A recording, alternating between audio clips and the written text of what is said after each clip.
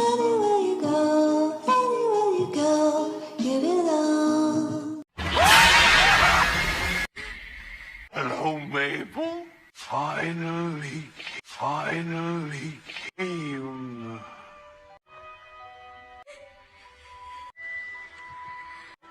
Brought a friend.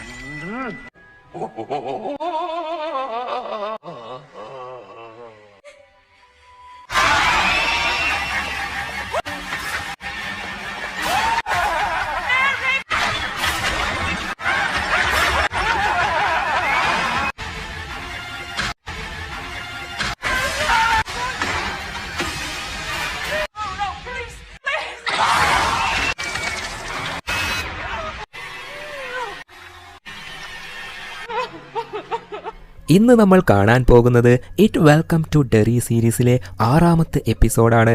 കഴിഞ്ഞ എല്ലാ എപ്പിസോഡിൻ്റെയും link ഡിസ്ക്രിപ്ഷനിൽ കൊടുത്തിട്ടുണ്ട്. കാണാത്തവർ അത് കണ്ടതിന് ശേഷം ഇത് കാണുക. ഇനി കൂടുതൽ സമയം കളയാതെ തുടർന്ന് കാണാം. അങ്ങനെ 6ാമത്തെ എപ്പിസോഡിന്റെ തുടക്കത്തിൽ പാസ്റ്റിൽ നടന്ന ഒരു സംഭവത്തെക്കുറിച്ച് കാണാം. 1935 മെന്റൽ ഹോസ്പിറ്റലിൽ ക്രഷ് ഒരു കുട്ടിപ്പെണ്ണിനെ ആർക്കും അറിയാതെ കൂട്ടിയിട്ട് ഒരു ബേസ്മെന്റിലേക്ക് കൊണ്ടുപോവുകയാണ്. ആ കുട്ടിപ്പെണ്ണിന് പേടിയായിട്ട് ഞാൻ വരുന്നില്ല എന്ന് പറഞ്ഞെങ്കിലും ക്രഷ് ആണെങ്കിൽ ഞാനുണ്ടല്ലോ കൂടെ, നീ വാ എന്ന് പറഞ്ഞ് കൂട്ടിക്കൊണ്ടുപോയിട്ട് മോളെ നിന്റെ അടുത്ത് ആ ക്ലൗൺ പെന്നിവൈസ് ഇവിടെ വരാനാണോ പറഞ്ഞത് എന്ന് ചോദിക്കുമ്പോൾ അതെ ഇവിടെയാണ് വരാൻ പറഞ്ഞത് എന്ന് പറയുകയാണ്. നോക്കിയാൽ കൃത്യം ദേ അതുവഴി പെന്നിവൈസിന്റെ ആ ചുവന്ന ബലൂൺ പറന്നു പോകുന്നു. അത് കാണുമ്പോൾ രണ്ടുപേരും ഭയന്ന് നോക്കുകയാണ്. അങ്ങനെ ആ ബലൂൺ മെല്ലെ മെല്ലെ പറന്നു പോയി ഡോറിന്റെ അടുത്തേക്ക് പോയി നിൽക്കും.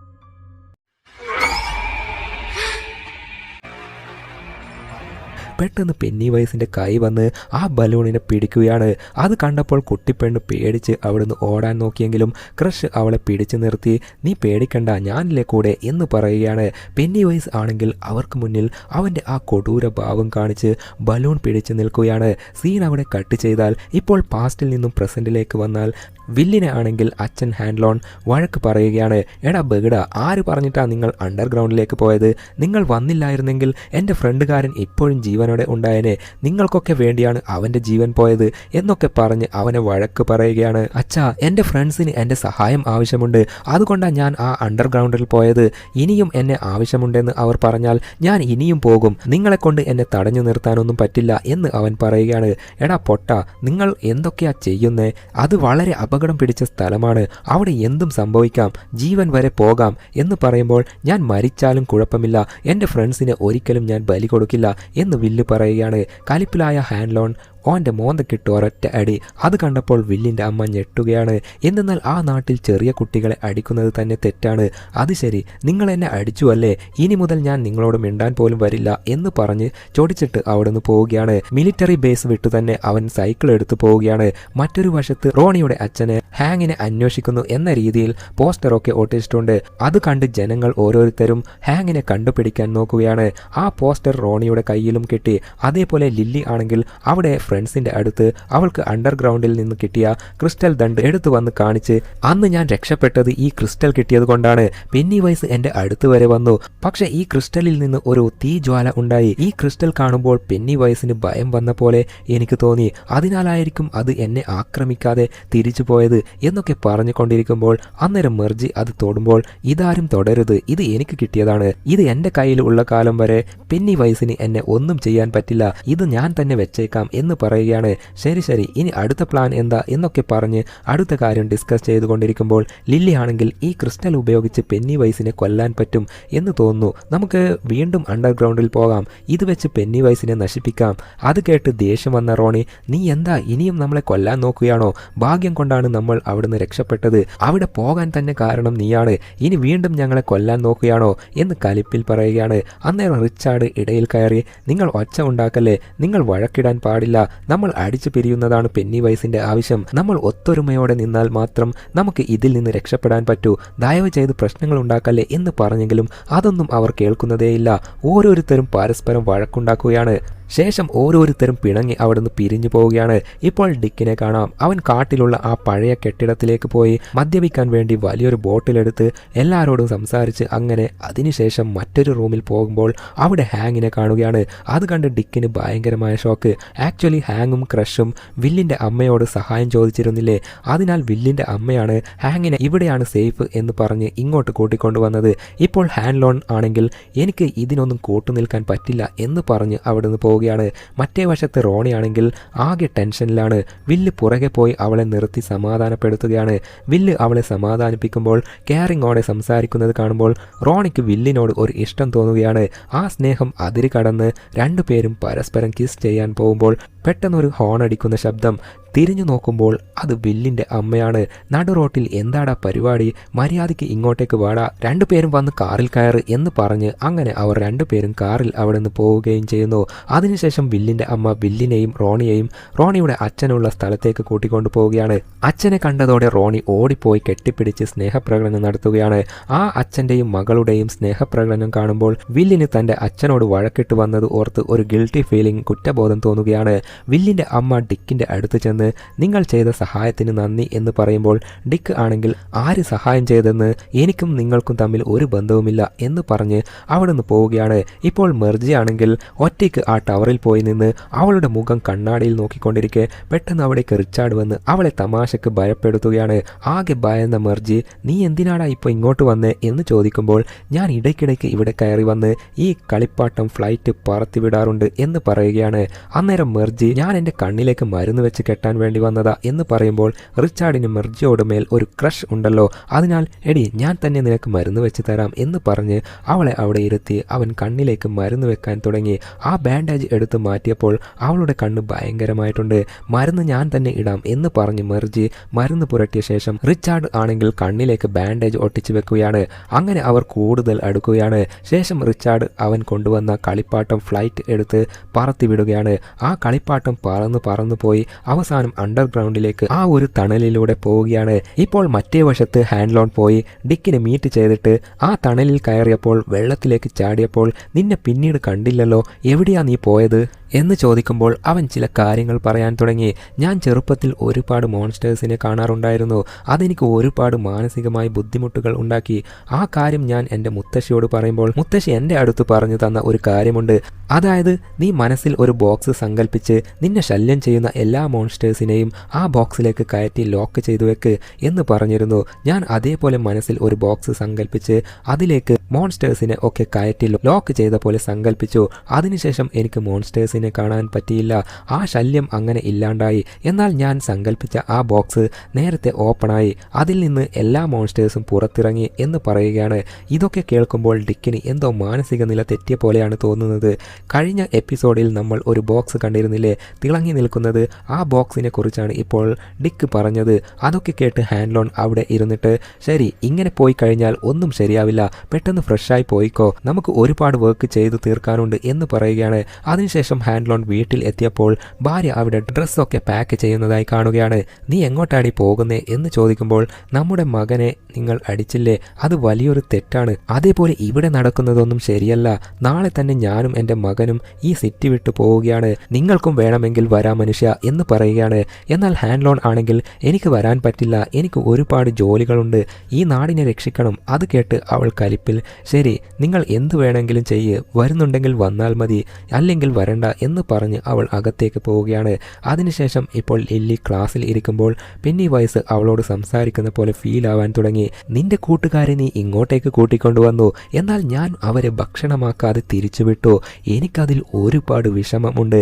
അതുകൊണ്ട് നീ വീണ്ടും അവരെ കൂട്ടി ഇങ്ങോട്ടേക്ക് വാ എന്ന് പെന്നി വൈസ് പറഞ്ഞുകൊണ്ടിരിക്കെ പെട്ടെന്ന് അവളുടെ ടേബിളിൽ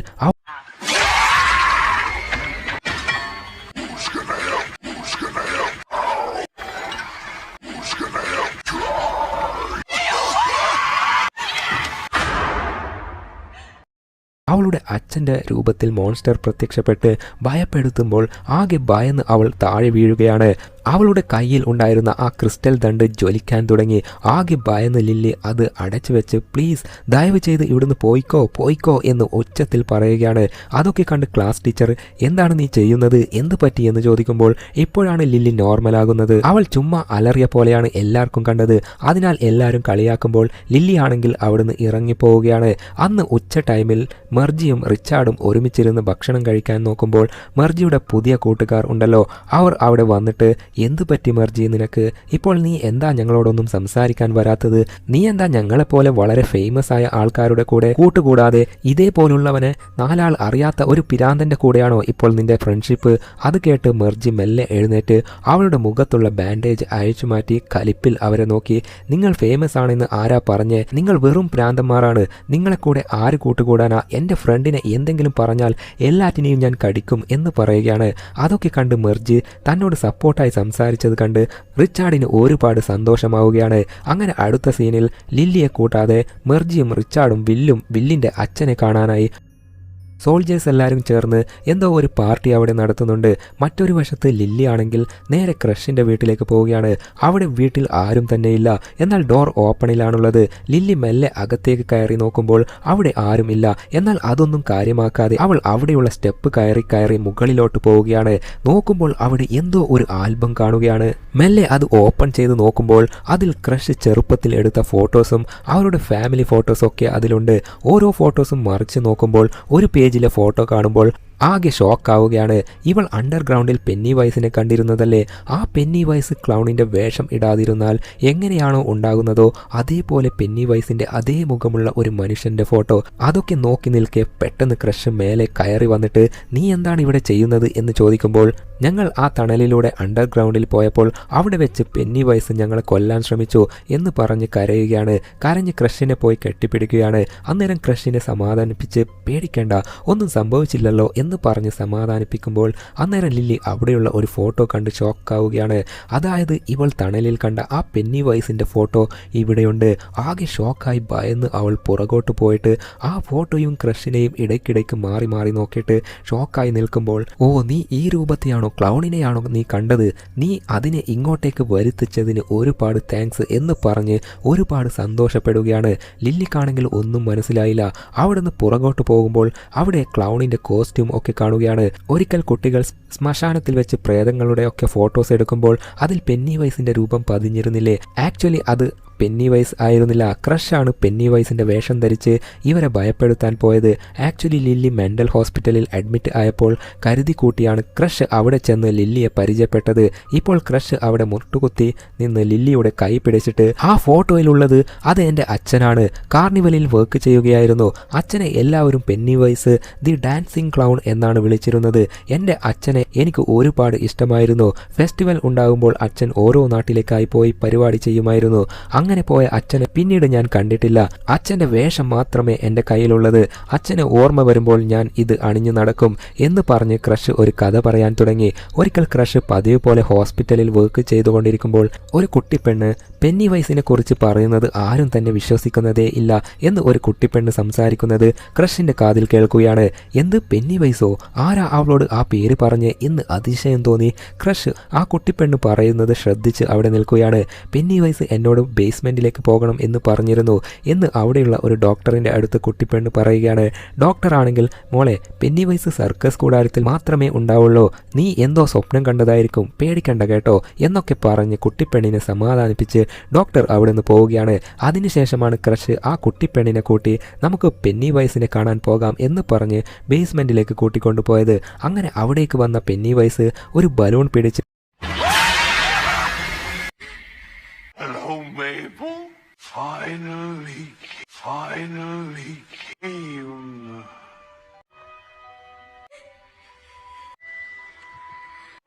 Brought a friend.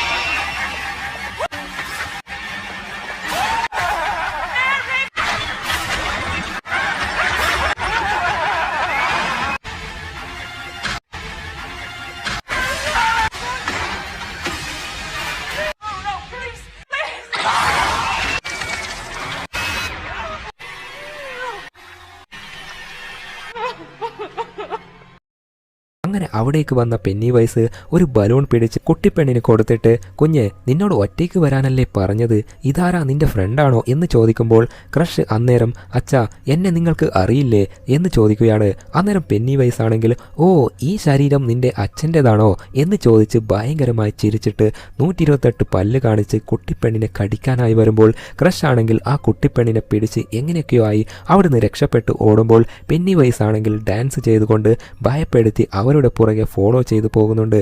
ഒരു ഘട്ടത്തിൽ കുട്ടിപ്പെണ്ണ് നിലത്ത് വീഴുമ്പോൾ മുന്നിൽ ഓടിപ്പോകുന്ന ക്രഷ് ആ വേഗത്തിൽ ഡോറിന്റെ അപ്പുറത്ത് എത്തുമ്പോൾ ഡോർ അടയുകയാണ്. കുട്ടിപ്പെണ്ണ് അകത്ത് ബാക്കിയായി. ക്രഷ് അവളെ നോക്കി ഭയന്നു നിന്ന് വേണ്ട അവളെ ഒന്നും ചെയ്യല്ലേ എന്ന് പറഞ്ഞ് ആ ഡോർ തുറക്കാൻ ട്രൈ ചെയ്യുകയാണ്. എന്നാൽ ആ ഡോർ ലോക്കായിരുന്നു, തുറക്കാനേ പറ്റുന്നില്ല. പെന്നി വൈസ് അവിടെ എത്തി ആ കുട്ടിപ്പെണ്ണിനെ ആക്രമിക്കാൻ തുടങ്ങി. അവളുടെ കൈ പിടിച്ച് രക്ഷിക്കാൻ ശ്രമിച്ചെങ്കിലും പറ്റിയില്ല. പെന്നി വൈസ് അവളെ വലിച്ച് കടിച്ച് തിന്നുകയായിരുന്നു. പിന്നീട് കാണുന്നത് അവളുടെ രക്തം മാത്രം ഒഴുകി വരുന്നതായിട്ടാണ്. കൊടൂരം അല്ല അതുക്കും മേലെ ആ കുട്ടിപ്പെണ്ണിനെ രക്ഷിക്കാൻ കഴിയാതെ വിഷമിച്ച് കരയുമ്പോൾ ദേ പെന്നി വൈസ് വേഷമൊക്കെ അഴിച്ചു വെച്ച് വന്ന് മോളെ നീ അച്ഛനെ ഒരുപാട് മിസ് ചെയ്യുന്നുണ്ട് അല്ലേ, വാ മോളെ അകത്തേക്ക് വാ എന്ന് പറഞ്ഞ് വിളിക്കുകയാണ്. അച്ഛാ ഇത് നിങ്ങൾ തന്നെയാണോ, എൻ്റെ അച്ഛനാണോ എന്ന് ചോദിച്ചുകൊണ്ട് ആ ഡോർ തുറക്കുകയാണ്. ഫ്ലാഷ് ബാക്കിൽ നിന്ന് മുന്നോട്ട് വന്നാൽ എൻ്റെ അച്ഛൻ ഇതുവരെ ആയിട്ടും മരിച്ചിട്ടില്ല. ഞാൻ എൻ്റെ അച്ഛനെ അന്ന് കണ്ടു. എൻ്റെ അച്ഛനെ മോൺസ്റ്റർ പിടിച്ചു വെച്ചിരിക്കുകയാണ്. എനിക്ക് അച്ഛനെ അതിൻ്റെ കയ്യിൽ നിന്നും എങ്ങനെയെങ്കിലും രക്ഷിക്കണം. അതിനുവേണ്ടി ഞാൻ എന്ത് വേണേലും ചെയ്യും എന്ന് പറയുമ്പോൾ ലില്ലി ആകെ പേടിച്ചു പോയിരുന്നു. എന്നെ ഒന്നും ചെയ്യല്ലേ, നിന്നെ ഞാൻ എന്ത് ചെയ്യാനാ, നിനക്ക് ഒരു കൂട്ടായിട്ട് എപ്പോഴും ഞാൻ ഉണ്ടാവും, നിന്നെ ആരും ഒന്നും ചെയ്യില്ല, എൻ്റെ ഫ്രണ്ട്സിനെയും സഹായിക്കോ എന്ന് ചോദിക്കുമ്പോൾ നീ എൻ്റെ കൂടെ വാ നമുക്ക് ഒരു ഇടം വരെ പോകാം എന്ന് പറഞ്ഞ് കൈ നീട്ടുമ്പോൾ ലില്ലി ആണെങ്കിൽ അവളുടെ ബാഗിലുള്ള ക്രിസ്റ്റൽ എടുത്ത് ക്രഷിൻ്റെ കയ്യിൽ വരഞ്ഞ് മുറിച്ചിട്ട് അവിടെ നിന്ന് ഓടിപ്പോകുമ്പോൾ പുറകിൽ നിന്ന് പിടിക്കാൻ നോക്കിയെങ്കിലും ലില്ലിയെ പിടിക്കാൻ പറ്റിയില്ല. അവളുടെ പുറത്ത് ക്രഷിൻ്റെ കയ്യിലെ രക്തം പതിഞ്ഞിട്ടുണ്ട്. ഇപ്പോൾ റിച്ചാർഡ് റോണിയോട് നമുക്ക് പുറത്തു പോകാം എന്ന് പറഞ്ഞ് വിളിക്കുമ്പോൾ എടാ കുറേ നാളുകൾക്ക് ശേഷമാണ് ഞാൻ അച്ഛനെ കാണുന്നത്, അതുകൊണ്ട് ഞാൻ തൽക്കാലം എങ്ങോട്ടും വരുന്നില്ല എന്ന് പറഞ്ഞ് വില്ലിനെ എൻ്റെ അച്ഛൻ അന്വേഷിച്ചു വാ എന്ന് പറഞ്ഞ് കൂട്ടിയിട്ട് ഹാങ്ങിൻ്റെ അടുത്തേക്ക് പോവുകയാണ്. അന്നേരം ഹാങ് എടാ നീയാണോ എൻ്റെ മകളുടെ ഫ്രണ്ട്, എൻ്റെ മകളെ നോക്കാൻ ഒരുത്തൻ ഉണ്ടെന്നറിഞ്ഞതിൽ സന്തോഷം. ഇനി നിന്നെക്കുറിച്ച് പറ, നിനക്ക് മൂവീസ് കാണാൻ ഒക്കെ ഇഷ്ടമാണോ അതോ സീജു വ്ളോഗ്സിൽ എക്സ്പ്ലനേഷൻ വീഡിയോ കാണാനാണോ എന്നൊക്കെ വില്ലിനോട് കുശലാന്വേഷണം നടത്തുകയാണ്. ഇതേ നേരം ഹാങ്ങിനെ ജനങ്ങൾ അന്വേഷിക്കുകയാണല്ലോ. അവരോട് ഒരുത്തൻ പോയിട്ട് റോണിയുടെ അച്ഛൻ ഹാങ് ഉള്ള സ്ഥലം പറഞ്ഞു കൊടുക്കുകയാണ്. അന്നേരം എല്ലാവരും ഹാങ്ങിനെ കൊല്ലാതെ വിടരുത് എന്ന് പറയുകയാണ്. പാർട്ടി നടക്കുന്ന ഇടത്ത് മെർജിയും റിച്ചാർഡും ഡ്രിങ്ക്സ് വേണം എന്ന് ചോദിക്കുമ്പോൾ അവർക്ക് 2 പേർക്കും ഡ്രിങ്ക്സ് കൊടുക്കുകയാണ്. ഒരു സിപ്പ് എടുത്തപ്പോൾ ഇതെന്താ ഇങ്ങനെ ഒരു ടേസ്റ്റ് എന്ന് ചോദിക്കുമ്പോൾ കുട്ടികളെ ഇത് മിലിറ്ററി ഡ്രിങ്ക്സ് ആണ്, കിക്ക് വേറെ ലെവലാണ്, കണ്ണടച്ച് കുടിക്ക് എന്ന് പറയുകയാണ്. ഡിക്കാണെങ്കിൽ അവിടെ ഡ്രിങ്ക്സ് അടിച്ച് ഫിറ്റായി കിളി പോയ പോലെ നടക്കുകയാണ്. വില്ല് അവിടെ നിന്ന് പുറത്തേക്ക് പോയിട്ട് മെർജിയുടെ കൂടെ ജോയിൻ ആവുകയാണ്. അവിടെയുള്ള ഒരുത്തൻ റിച്ചാർഡിന്റെ പോക്കറ്റിലുള്ള സ്റ്റിക്ക് കണ്ടിട്ട് എടാ നിനക്ക് ഡ്രംസ് വായിക്കാൻ അറിയോ, ഇവിടെ ഡ്രംസ് വായിക്കാൻ വന്നവൻ വെള്ളമടിച്ച് കിണ്ടിയായി കിടക്കുക, നിനക്ക് അറിയാമെങ്കിൽ ഞങ്ങളെ സഹായിക്കോ എന്ന് ചോദിച്ചതും പിന്നെ ഒന്നും നോക്കിയില്ല, റിച്ചാർഡ് ഡ്രംസ് വായിക്കാൻ തുടങ്ങി. അത് കണ്ട് മെർജി റിച്ചാർഡിന് ഇതൊക്കെ അറിയോ എന്ന ഭാവത്തിൽ അതിശയിച്ചു നോക്കുകയാണ്. റിച്ചാർഡ് ഡ്രംസ് വായിക്കുമ്പോൾ ഒരുത്തൻ പി ഊതുമ്പോൾ മറ്റൊരുത്തി പാട്ട് പാടുകയാണ്. അങ്ങനെ അവിടെ ഡിസ്കോ കച്ചേരി താറുമാറായി നടക്കുന്നു. ഒരു ഘട്ടത്തിൽ അവർ കൊടുത്ത സ്റ്റിക്ക് അത്ര നല്ലതല്ല എന്ന് തോന്നി റിച്ചാർഡ് അവൻ്റെ പോക്കറ്റിലുണ്ടായിരുന്ന സ്റ്റിക്ക് എടുത്ത് ഡ്രംസ് വായിക്കാൻ തുടങ്ങി. അതൊക്കെ കാണുമ്പോൾ മെർജിക്ക് റിച്ചാർഡിനെ ഒരുപാട് ഇഷ്ടമാവുകയാണ്. റിച്ചാർഡിന്റെ ഡ്രംസ് വായിക്കൽ ഇഷ്ടപ്പെട്ട എല്ലാവരും ആ താളത്തിന് അനുസരിച്ച് ഡാൻസ് കളിക്കാൻ തുടങ്ങി. ഇതേ നേരം മറ്റേ വശത്ത് ക്രഷ് ആണെങ്കിൽ അവൾ ക്ലൗണിന്റെ വേഷം ധരിച്ച് ഇറങ്ങുകയാണ്. ഇപ്പോൾ പാർട്ടി നടക്കുന്ന സ്ഥലത്ത് ഒരുപാട് വാഹനം വന്നു നിൽക്കുകയാണ്. ഡിക്കിന്റെ ഒരു ഫ്രണ്ട് അത് കണ്ട് ഡിക്ക് ആയിരിക്കും അവരെ പാർട്ടിക്ക് ഇൻവൈറ്റ് ചെയ്തത് എന്ന് കരുതി വരൂ എന്ന് പറഞ്ഞ് അവരെ സ്വീകരിക്കാൻ നോക്കുമ്പോൾ ആക്ച്വലി അവിടെ വന്നത് വേറെ ആരൊക്കെയോ ആണ്. മുഖമൂടി വെച്ച് കയ്യിൽ തോക്കും കമ്പിപ്പാറയും ഒക്കെയായി വന്ന് നിൽക്കുന്നത് കാണുമ്പോൾ ഇവരൊക്കെ ആരാ എന്ന ഭാവത്തിൽ സോൾജേഴ്സ് എല്ലാവരും നിൽക്കുകയാണ്. ഇവിടെ വെച്ച് 6ാമത്തെ എപ്പിസോഡ് അവസാനിക്കുന്നു. ഇനി 7ാമത്തെ എപ്പിസോഡിന് കാത്തിരിക്കുന്നുണ്ടെങ്കിൽ നിങ്ങൾക്ക് ഇഷ്ടപ്പെട്ട കുറച്ച് ഇമോജീസ്